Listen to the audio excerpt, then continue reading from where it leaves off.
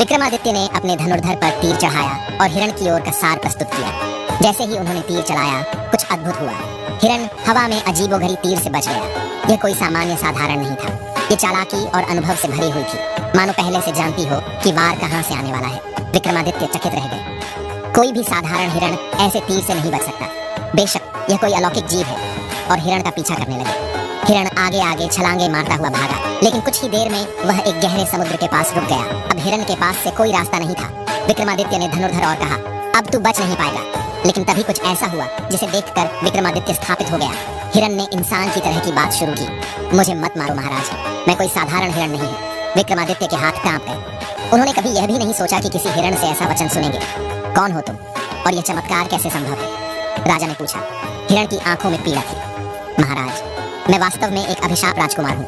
एक क्रोधित साधु ने मुझे इस रूप में बदल दिया है। मैं कई वर्षों से इस जंगल में भटक रहा हूँ, लेकिन मेरी कोई व्यथा सुनने वाला नहीं था। विक्रमादित्य के शरीर पर नामांकित स्थान दिया गया। यह श्राप दिया गया। और क्या कोई उपाय है जिससे पादरियों को बचाया जा सके? हिरण, इस श्राप को तोड़ने का मार्ग अत्यंत कठिन है महाराज। आपको एक ऐसी रहस्यमयी जगह पर जाना है जिसका नाम भी मृत्यु के समान है। झील के पास पहुंचते ही ठंडी हवा बहने लगी और रहस्यमयी धुंध झील को घेरने लगी। हिरण रूप में कैद राजकुमार भयभीत होकर बोला, महाराज, यह स्थान मुझे असहज लग रहा है। कहीं यह भी किसी मायावी शक्ति का जाल तो नहीं? विक्रमादित्य ने अपनी तलवार कसकर पकड़ी और बोले, यही तो जानने आए हैं आर्य मित्र। कोई भी रहस्य तब तक भयावह लगता है जब तक उसका सामना न किया जाए। जैसे ही उन्होंने झील के जल को छुआ, वहां भयंकर गर्जना हुई। जल के मध्य से एक विशाल नाग प्रकट हुआ, जिसकी आंखें अंगारे के समान जल रही थी। कौन है तुम जो इस झील को अशांत करने आए हो? नागराज ने गरज कर पूछा। विक्रमादित्य ने उत्तर दिया, मैं अवंतिका सम्राट विक्रमादित्य हूँ। हम इस अभिशप्त राजकुमार का उद्धार करने आए हैं। नागराज ने एक क्षण के लिए विक्रमादित्य को देखा और फिर रहस्यमयी मुस्कान के साथ कहा, यदि तुम सच में इस राजकुमार का उद्धार करना चाहते हो तो तुम्हें एक परीक्षा देनी होगी। कैसी परीक्षा? झील के केंद्र में जाकर जल में अपनी परछाई देखो। यदि तुम्हारी परछाई स्थिर रही तो श्राप टूट जाएगा, पर यदि वह लहरों में विलीन हो गई तो तुम्हारी आत्मा भी इस झील में समा जाएगी। विक्रमादित्य बिना एक क्षण सोचे आगे बढ़े। झील के मध्य पहुंचते ही उन्होंने नीचे देखा, और यह क्या?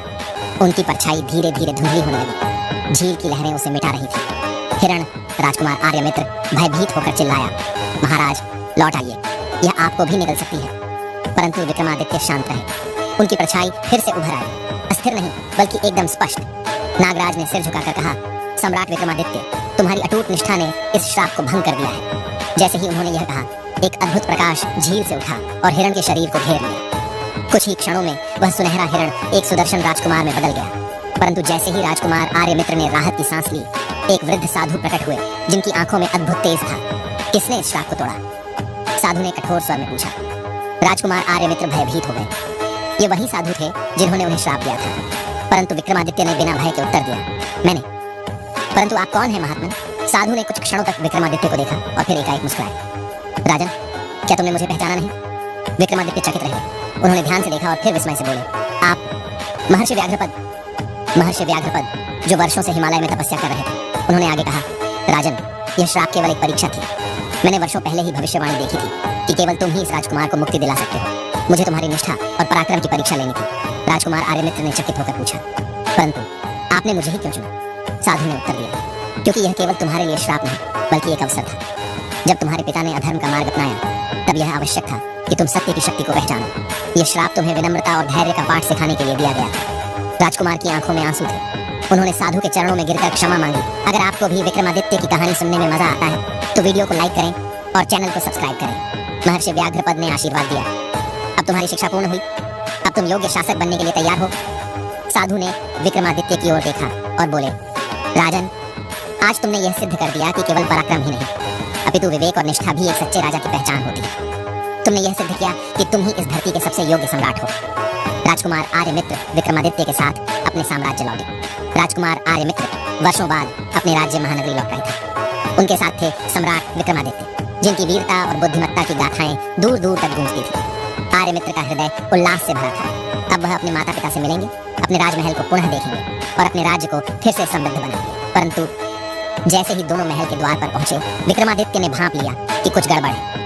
महल के बदले हुए संकेत, राजमहल के भव्य द्वारों पर न तो कोई स्वागत हुआ न कोई उत्सव। सैनिकों की आंखों में भय था और नगरवासी अनजान चेहरों की तरह सिर झुकाकर चल रहे थे। आर्यमित्र ने उत्साह से द्वारपाल को पुकारा, हमारे आगमन की सूचना महाराज को दो। परंतु द्वारपाल ने घबराकर कहा, महाराज? कौन से महाराज? मेरे पिता राजा वर्धमान, क्या वे राजमहल में नहीं है? द्वारपाल ने कांपते हुए उत्तर दिया, राजकुमार, आपके पिता को वर्षों पहले बंदी बना लिया गया। अब यहाँ एक नया शासक बैठता है। आर्यमित्र और विक्रमादित्य अचंभित रह गए। कौन है ये नया शासक? विक्रमादित्य ने गंभीर स्वर में पूछा। द्वारपाल कुछ कहने ही वाला था कि तभी महल की प्राचीर पर एक छाया उभरी तो आखिरकार लौट ही आए आर्यमित्र। वह व्यक्ति लंबा, बलशाली और अत्यंत कठोर दिख रहा था। उसकी आंखों में अहंकार झलक रहा था। उसके पीछे सशस्त्र सैनिक खड़े थे। तुम कौन हो? आर्यमित्र ने क्रोध से पूछा। उस व्यक्ति ने ठहाका लगाया, मैं अब इस राज्य का नया राजा हूँ। महासेन ने बताया कि कैसे वर्षों पहले जब आर्यमित्र जंगल में खो गए थे तब एक दुष्ट मंत्री रक्तवज्र ने षड्यंत्र रचकर राजा वर्धमान को कारागार में डाल दिया और सत्ता अपने हाथ में ले ली। लेकिन रक्तवज्र तो एक मंत्री था, फिर तुम राजा कैसे बने? विक्रमादित्य ने प्रश्न किया। महासेन मुस्कुराया, मैं रक्तवज्र का सेनापति था। मैंने उसे मारकर स्वयं को राजा घोषित कर दिया और अब इस राज्य में मेरी शक्ति को चुनौती देने की हिम्मत कोई नहीं करता। आर्यमित्र ने क्रोध से तलवार निकाल ली। ये मेरा राज्य है, मैं तुम्हें इसे अधिक समय तक हड़पने नहीं दूंगा। महासेन ने ठहाका लगाया, हाँ, अकेले तुम? ये राज्य अब तुम्हारी नहीं सुनता आर्यमित्र। यहाँ केवल ताकत की भाषा समझी जाती है। यदि तुम्हें राजा बनना है तो मुझे युद्ध में हराना होगा। विक्रमादित्य ने मुस्कुराकर कहा, और यदि युद्ध में तुम्हारी हार निश्चित हो, महासेन ने उत्तर दिया, तो मैं स्वयं सिंहासन छोड़ दूंगा। विक्रमादित्य ने आर्यमित्र की ओर देखा। यह समय बल का नहीं, बुद्धि का प्रयोग करने का है। हमें यह युद्ध से जीतना होगा। सूर्य अस्ताचल की ओर था और आकाश रक्त लाल रंग से भर चुका था। रणभूमि की रेत में हजारों सेनाओं के पैरों की धमक से धूल उड़ रही थी। एक ओर खड़ी थी महासेन की विशाल सेना, 1 लाख योद्धाओं का दल। दूसरी ओर अकेले खड़े थे सम्राट विक्रमादित्य। उनकी तलवार सूरज की अंतिम किरणों में चमक रही थी। चारों ओर से दुश्मनों ने घेर लिया था, परंतु विक्रमादित्य की आंखों में न भय था न संशय, बस एक धधकती हुई ज्वाला थी।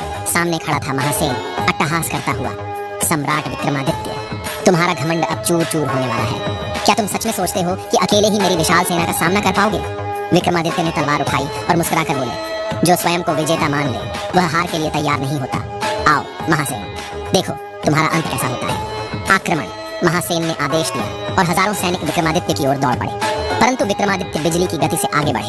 उनकी तलवार हवा को चीरती हुई दौड़ी और पहले ही वार में 10 योद्धाओं के शरीर धरती पर गिर चुके थे। चारों ओर घमासान युद्ध छिड़ गया। विक्रमादित्य एक के बाद एक दुश्मनों को धराशायी करते जा रहे थे।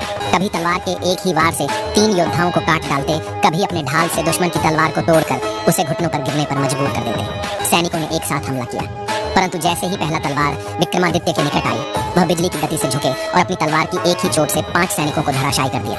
अब महासेन ने चिल्लाकर कहा, उसे चारों ओर से घेर लो, एक भी रास्ता मत छोड़ो। परंतु विक्रमादित्य ने आकाश की ओर छलांग लगाई। हवा में उड़ते हुए उन्होंने दोनों हाथों से तलवार चलाई और 10 सैनिकों को एक ही वार में काट डाला। वह भूमि पर गिरते ही दाएं बाएं घूमे और चारों ओर से घिरे हुए 20 सैनिकों को ऐसे काटा जैसे कोई गाजर मूली काटता हो।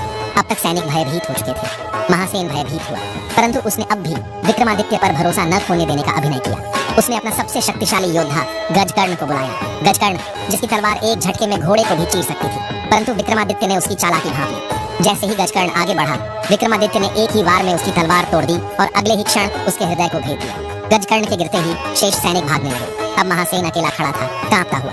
विक्रमादित्य ने तलवार कसकर पकड़ी और बोले, महासेन, तेरा खेल अब समाप्त हुआ। छल और माया जाल से कोई सच्चा राजा नहीं बनता। अब रणभूमि ही तेरा न्याय करेगी। मेरी शक्ति के आगे तुम्हारी वीरता टिक नहीं पाएगी। उन्होंने तलवार उठाई और महासेन की ओर दौड़ पड़े। अब महासेन स्वयं तलवार लेकर विक्रमादित्य की ओर बढ़ा। अब अंतिम संग्राम होगा। महासेन गरजा। रणभूमि में तलवारों की टकराहट गूंज उठी। महासेन लगातार विक्रमादित्य पर वार करता, परंतु हर बार विक्रमादित्य उसकी चालों को भांपकर बच जाते। अंततः विक्रमादित्य ने एक अद्भुत छलांग लगाई और हवा में घूमकर अपनी तलवार सीधे महासेन के हृदय में उतार दी। महासेन की चीख गूंज उठी। अब बताओ महासेन, ये राज्य किसका है? मुझे क्षमा करें सम्राट, यह राज्य आर्यमित्र का ही है। परंतु अब बहुत देर हो चुकी थी। वह धूल में गिर पड़ा और अपना दम तोड़ दिया। विक्रमादित्य ने आर्यमित्र को बुलाया और बोले, राजकुमार, अब तुम्हारा राज्य तुम्हारा है। तुम्हारी प्रजा तुम्हारी प्रतीक्षा कर रही है। आर्यमित्र भावुक हो उठा। वह झुककर बोला, सम्राट विक्रमादित्य, आज आपने न केवल मेरा राज्य लौटाया, बल्कि मुझे धर्म और वीरता का सच्चा अर्थ भी सिखाया। मैं जीवन भर आपका ऋणी रहूंगा। विक्रमादित्य मुस्कुराए और बोले, एक सच्चा राजा वही होता है जो अपने लोगों की रक्षा करे और न्याय का पालन करे। जाओ और अपने राज्य को फिर से वैभवशाली बनाओ। उत्सव के बीच विक्रमादित्य चुपचाप अपने घोड़े पर चढ़े और प्रस्थान करने लगे। आर्यमित्र ने उन्हें रोककर कहा, सम्राट, क्या मैं जान सकता हूँ अब आप कहाँ जाएंगे?